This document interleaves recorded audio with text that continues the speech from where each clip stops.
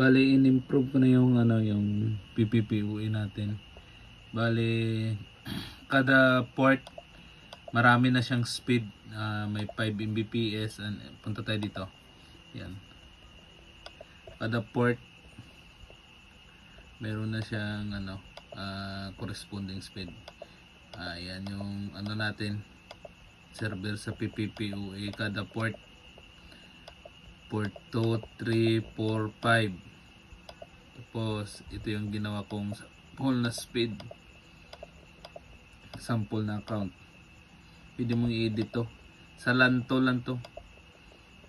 Yan. Tapos yung profile ito, marami yan.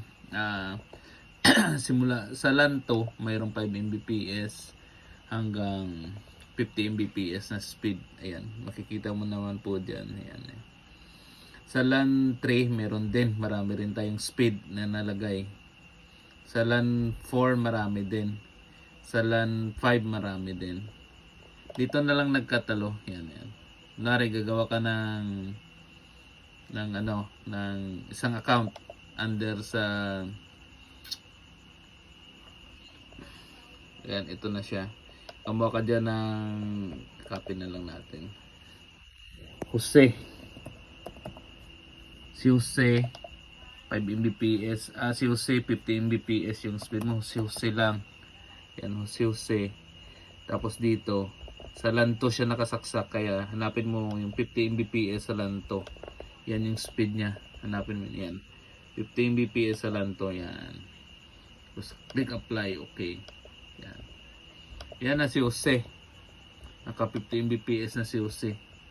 Punta tayo dito sa setup new connection sa broadband. Connect to internet. Next. Setup. Create new one connection. PPPoE yan. Dito natin type si Jose 50 Mbps yon. Yan, Jose. Connect.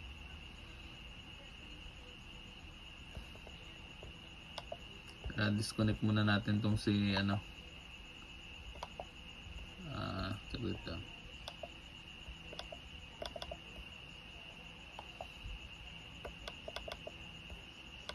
Disconnect. Remove.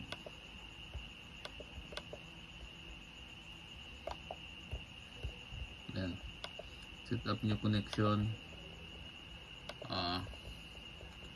Set up new connection. Yan. Okay. Yan. Jose.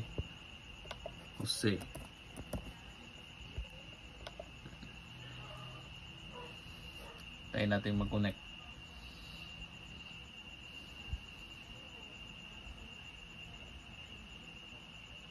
Yan, connected na siya. Si Jose, ito siya. Tapos punta tayo sa queue. Ayan siya, si Jose. May 50 Mbps na speed. Try natin speed test kung 50 Mbps. Kanina 5 Mbps yung tinesting ko eh. Yan.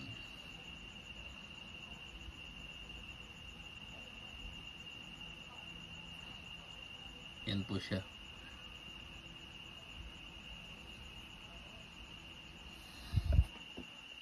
Speed niya.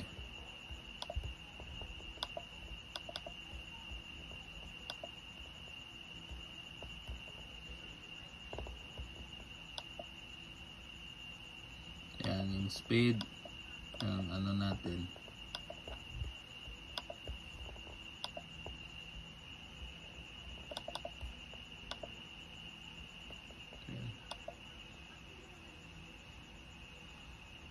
Si Jose sa LAN 2 naka siya, ito yung speed niya. Yan. Ulit speed test natin si Jose. Yan, lakas yung speed niya kasi 50 Mbps. Yan. Doon siya nag-yellow kasi dito sa kumukuha sa 100 Mbps. Sa 50 Mbps na yun dito siya kumukuha sa LAN to. Yan. punta naman tayo sa interface. Yan siya, oh. Nandyan siya sa Ethernet LAN 2.